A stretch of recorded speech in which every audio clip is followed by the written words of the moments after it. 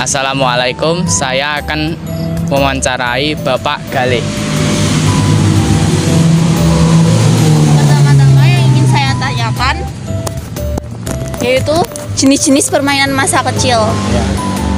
Jenis-jenis permainan masa kecil ya banyak sekali.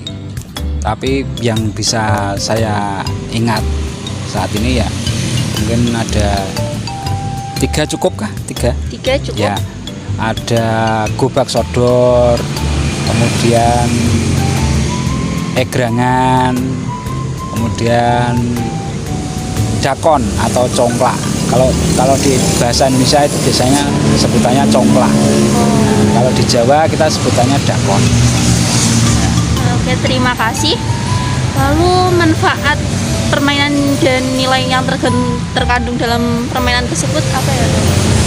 Ya, kalau permainan manfaatnya ya menyenangkan hati untuk yang bermain. Nah, kalau masing-masing permainan itu kan ada permainan yang bergerak, ada permainan yang diam, terutama seperti dakon atau congklak. Itu kan permainan yang tidak bergerak, diam, karena kita cuma menghadap papan yang ada lubang-lubangnya dan kita memainkan biji-biji di lubang-lubang tadi berhadapan 2 orang, seperti main catur itu 2 orang itu. Kalau permainan yang lain, egrangan itu individu, permainan sendiri, jadi setiap orang pegang 1 egrang, pakai 1 egrang.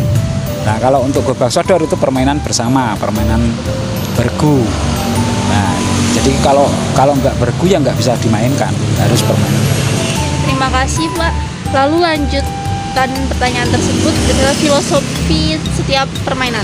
Nah, untuk filosofinya setiap permainan punya sendiri-sendiri. Jadi kalau misalnya dakon itu permainan yang mengenangkan kita akan pentingnya menabung, karena dalam permainan tadi ada 6 lubang plus 1 lubang yang dianggap sebagai hari.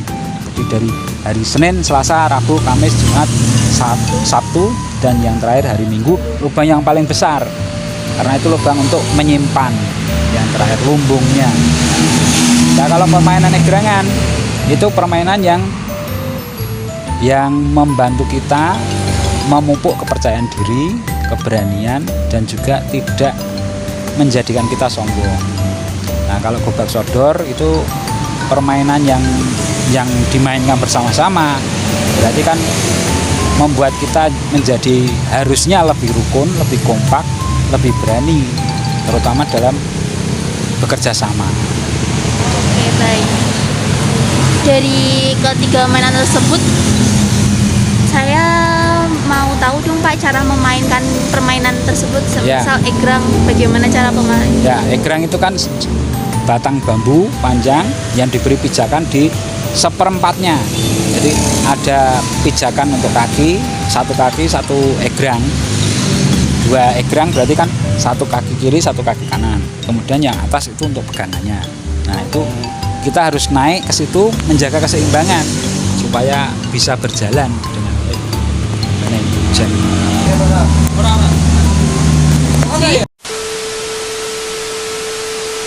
Oke Pak, jadi ini ada pertanyaan terakhir yang nomor 5, yaitu kesannya saat memainkan permainan tradisional tersebut menurut Bapak itu apa? Kesan pada waktu melakukan permainan itu ya, itu kan berarti cerita soal masa kecil dulu ya. Kalau dulu seneng banget kan, kita belum ada permainan yang lain. Kalau zaman sekarang sudah ada banyak permainan, tapi kalau zaman dulu permainan itu kan sederhana sekali. Jadi permainan yang seperti itu memberikan kesan ya sampai sekarang masih bisa diingat. Jadi dari filosofinya, dari manfaat permainannya itu kan bisa membuat kita jadi gembira, jadi senang berteman, bergaul. Kalau misalkan seperti dakon itu kan melatih kita untuk berhemat, menabung, dan berhati-hati, terutama setiap kali melakukan langkah permainan harus hati-hati. Kalau tidak salah, kalau sampai salah melakukan langkahnya ya kita kehilangan biji dari permainan tadi gitu. Kalau seperti egrang itu kan melatih keterampilan, juga melatih motorik.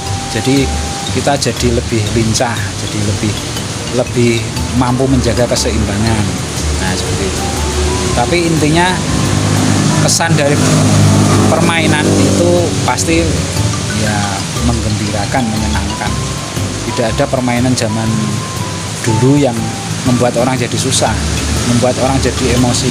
Karena permainan tadi sifatnya justru mendidik, menyenangkan, mendidik, dan lebih banyak ke pembinaan jiwa dan raganya gitu. Baik, terima kasih atas perhatiannya. Bapak udah mau saya dan teman-teman wawancarai. Kami tutup. Wassalamualaikum warahmatullahi wabarakatuh.